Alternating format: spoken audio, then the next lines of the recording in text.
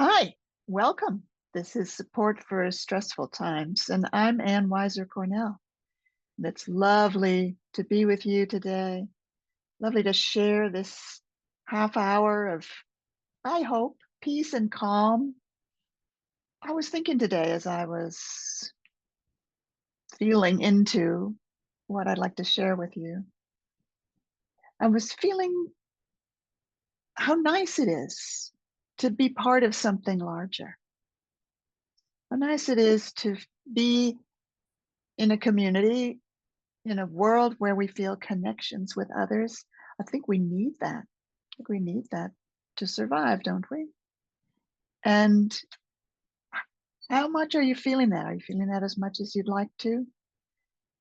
I look back on the last few years where I've had much less contact physically with other people, more lately, but still not back to how it was before. And yet my need for community and contact is doing pretty well. I could use a few more social times. The point is, do we do we allow ourselves to feel that we're part of something larger, part of even an unseen community? And here we are, right? We're a couple dozen people connected through my invitation to be here together for support for stressful times. You can theoretically know, oh, yes, I'm part of something larger. I'm part of a family, a community, part of a human community. You can also pause and sense the feel of that. Let's do that together for a little while. Do that together for a little while here right now, inviting you to pause because pausing is the number one first thing to do if you're feeling stressed. Pausing. It means just really taking a moment, slowing down, having a sense of your body, your breath, checking in with yourself. Let's do that together right now.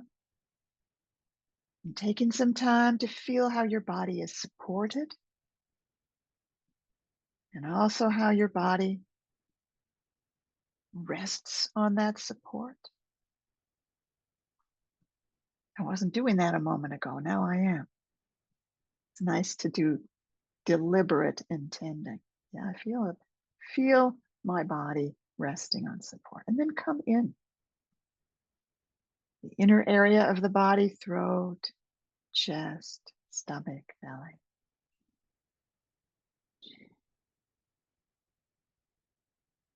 How are you right now? You know, however we are, and anxious, stressed, agitated, sad, despairing, hopeless, lighthearted, hopeful, however we are, it has enormous value to simply notice that. So take this moment with me just to notice. Tell yourself the truth. You don't have to tell anybody else. How am I right now? And it's probably mixed. And very few times do I feel only one thing, like it's a little bit this and it's got a flavor of that.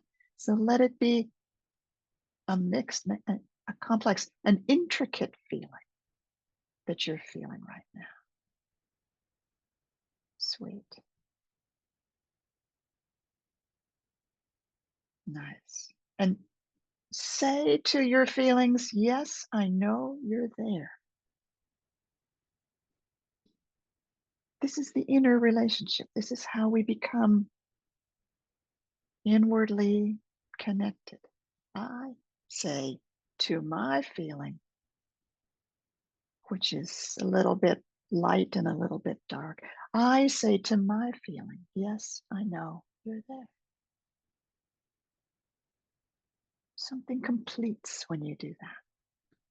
It's like your feeling is signaling, it's communicating, it's in your body somewhere tight or heavy or agitated. And then you let it know. You know it's there. There's a completing of that communication. Do you feel a little when you can do that? Yeah, nice.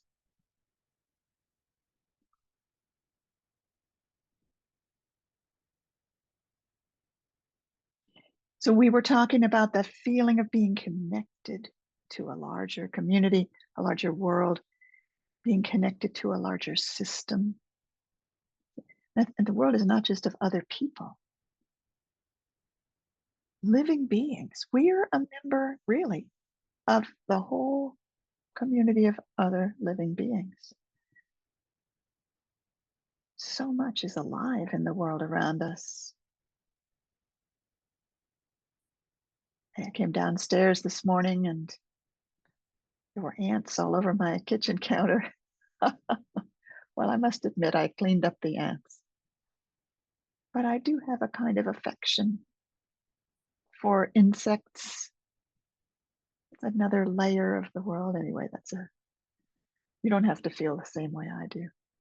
But really, here we are feeling ourselves together.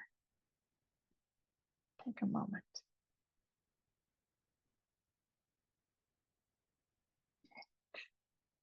Ask yourself, how do I feel in my body right now in connection to others, in connection to this larger world I'm a member of, in connection to, I mean, I buy my food at the supermarket and I'm grateful to this whole chain of people who got it there for me. That's just one example. Part of an interconnected world. And what I'm pointing to is the difference between kind of knowing that theoretically and just can you let your body feel that? Sometimes we get to feel very alone in the world. And it's easy to say, I could say to you, and it's easy for me to say, you're not alone. So, two things. Number one, if you feel alone, I respect that. Let's respect that. That feeling is worth turning towards, saying hello to. But number two, notice when you say hello to alone, well, you're there with it, so it's already not completely alone. Yeah,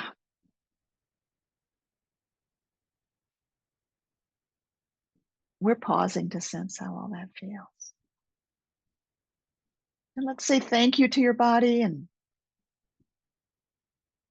if that was a sort of process, we can feel ourselves completing that process. Tell us in the chat, how's it going? David says, profoundly frustrated that I can't get out because my driveway is buried under 2 feet of snow and the people who plow are overwhelmed. Oh, David, you're in Iowa. That's one of the many places in this country that has unseasonable, unseasonable. Well, it's winter, so it's cold, but it's very cold, and very snowy too, evidently. And it's an overwhelming crisis, stressful situation for everyone. So thank you for sharing that here, and let's help you say hello to that frustrated feeling you're having. I hope you're warm enough, at least. Wishing that for you.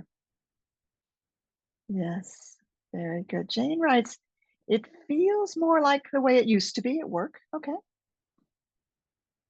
More of us are in the office now, and I've noticed that my students want to hug me a lot.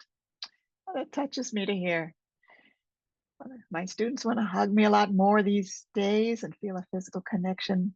I'm not keen to retire from work as it provides me with a lot of positive and some less positive connections with people. That's good news. You know, I closed my office in 2020 and I I have 4 employees.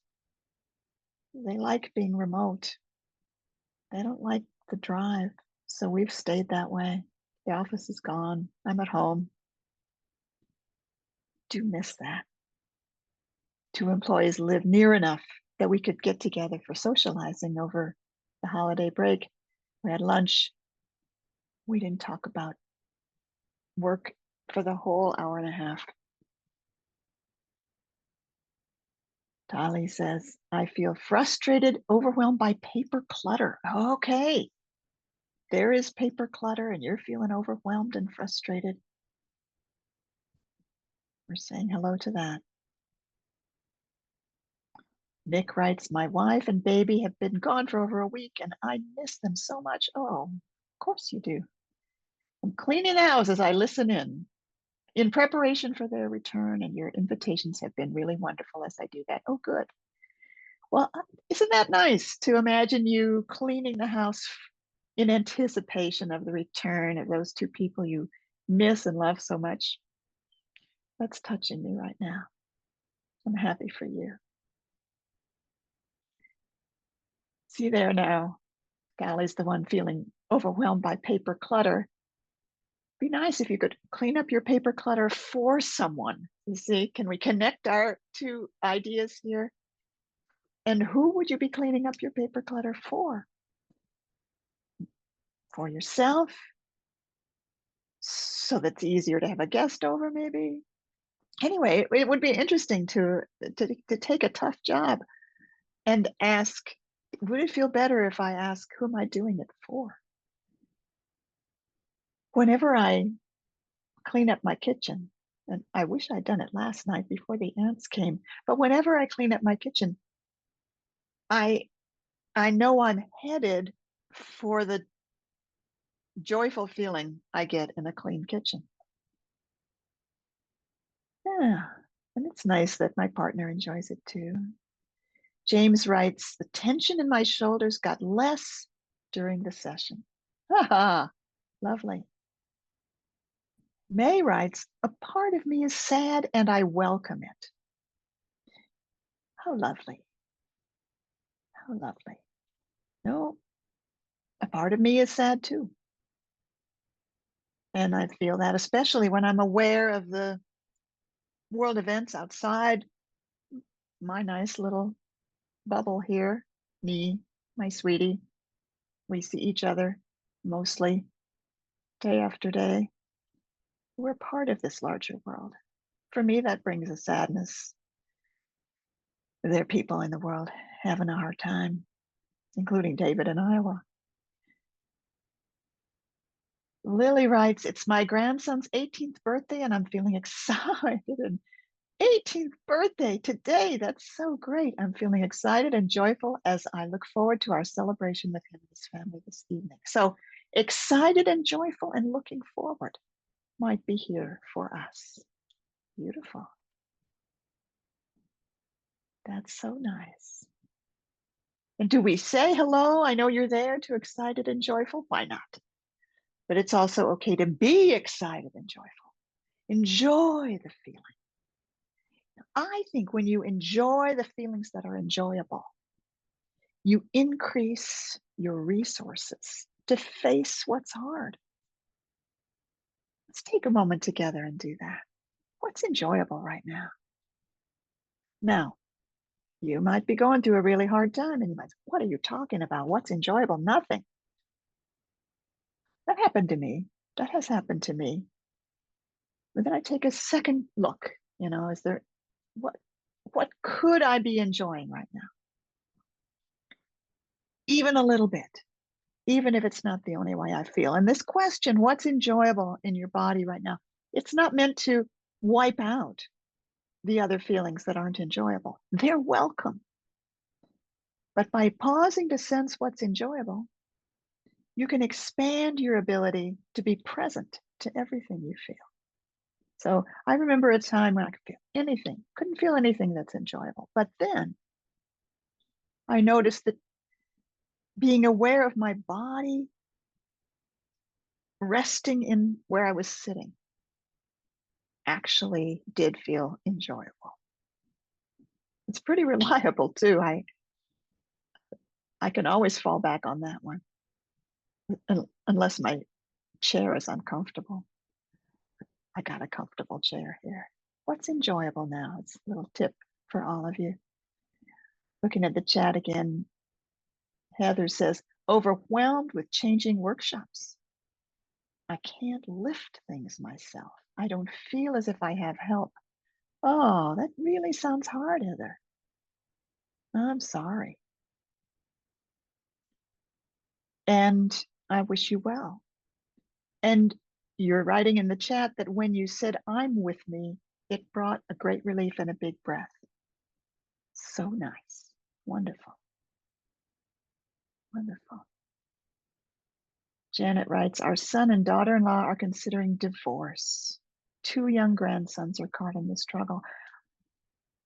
And how is that for you, Janet? I can only guess that you must be very worried and sad about that. And the first thing to do is to be with those feelings in you. Because when you give care to your own feelings, there's more of you available for whatever way you're needed in this situation that you're in with those other people. Mm. And there may not be a lot you can do except keep showing up, right? But first, have your own feelings about it. Anna writes, there's a sense of connection and of remembering something that's still like a vague sensation, something that seems forgotten. Oh, how lovely. Yeah, I think it's very important to allow and be open to our feelings and sensations that can't easily be described, that may be vague, that may be coming into being at this moment. In fact, take a moment with me right now. What are you aware of that's definite and clear, and I know I feel that? Yeah. And then what are you aware of that's under that, behind that, next to that, that isn't quite so clear, that you couldn't easily put into words? I know it's there somewhere.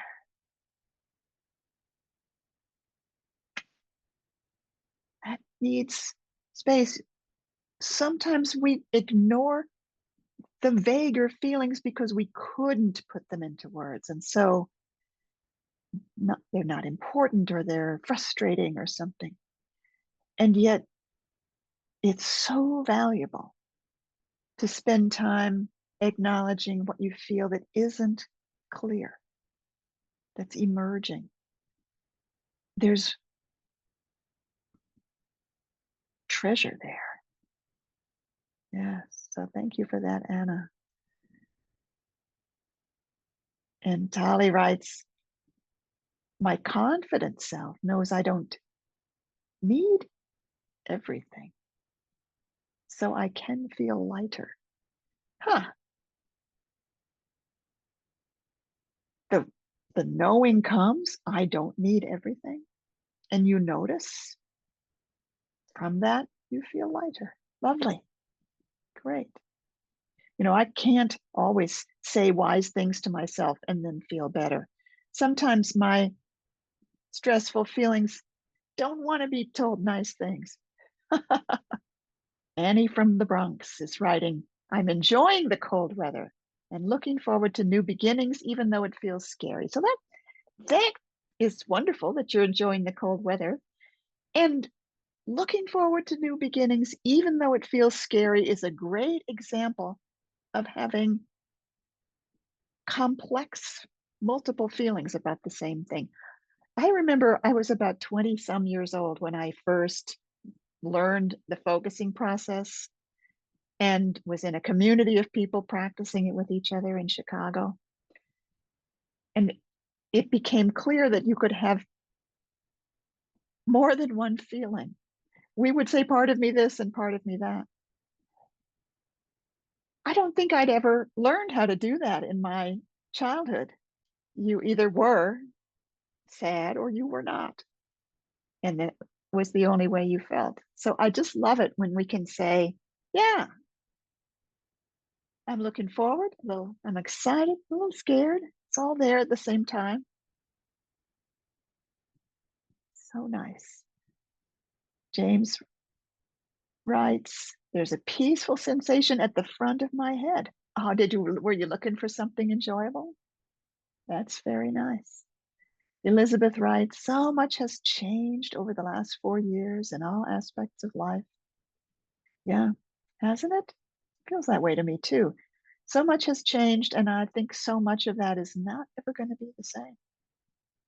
We are in a new world. For each of us, that's a different kind of new world. I'd been traveling overseas 4 or 5 times a year for 20 years. In 2019, I went to 9 different countries. Some of those were just one trip, but 2020, nothing, nowhere. And I'm different. The world is different. My body's different. I could travel that much again, but I don't want to. I've changed inside. I travel overseas once a year now. I've changed inside. And I'm not trying to force myself to be who I was before. I'm who I am now. Elizabeth writes, I feel it's helpful just to try to be present moment by moment, as the world can feel so overwhelming otherwise. Yeah. What a good idea. Just be present moment by moment and notice all things and appreciate them, even when it's not so good. Well, that's just a beautiful philosophy. Thank you for reminding us of that. Yeah. I realized I want to keep people aware of what I've done, what I've written.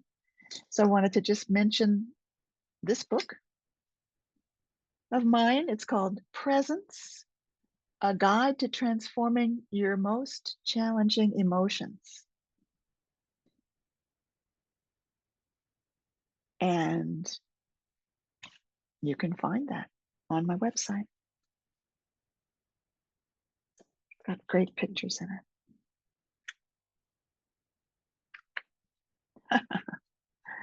Yes, we talk about all kinds of challenging emotions in there. Oh, and Lily has given me an endorsement for that book in the chat. Thank you so much. One thing that gives me a lot of satisfaction is that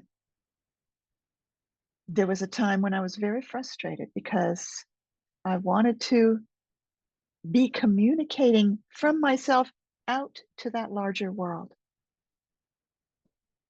And I thought writing a book would be the way to do that. It seemed obvious I should write a book. But for year after year after year after year, I just couldn't. Tried and tried and couldn't. Then I used the processes that I needed to discover and invent in order to shift writer's block. So to connect that with what I've been saying, I started out saying we are part of something larger. We live in a community that's even more than we could physically see. We're interdependent on so much around us. And it could be that it's important for you too to bring your voice into that community. Where are the places where you could be speaking your truth, speaking out, being clear how it is for you, how it sits in you, and what you need, and what you see as being possible in the world? Would you do that more in your relationships, in your family? Would you do that more in your community? Would you do that more in your interconnected networks that you might meet online? Does it feel like there's something in you that wants to be brought out, spoken, expressed? Maybe expression isn't through words, maybe it's through art, music, dance? Just checking, just checking.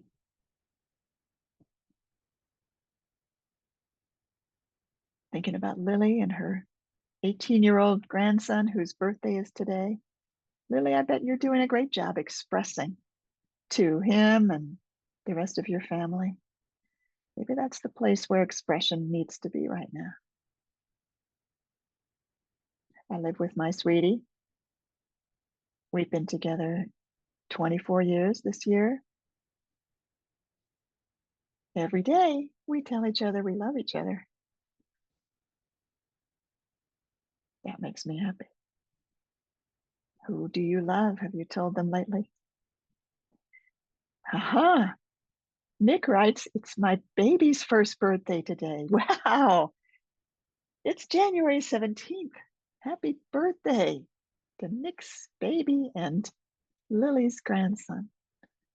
Beautiful. Beautiful. Well, we've almost had our time together. And thank you so much, everyone who's participated by writing and reading and listening. We've talked about that interconnected world. And we've noticed that it's possible to feel our interconnection with that world and not just think theoretically. We've talked about and we've practiced the importance of acknowledging whatever is here. That difficult, stressful feelings need someone to say hello to them. We've talked about how some feelings are easy to put into words and others might just be on the edge. And then we practiced feeling what feels enjoyable and how that is worth doing, even if that's not the only way you feel. And finally, I talked about expressing yourself. Oh, and I also mentioned my book, Presence, A Guide to Transforming Your Most Challenging Emotions. There it is, because I don't have writer's block anymore. Lovely to be with you. All righty. Bye for now. See you next month.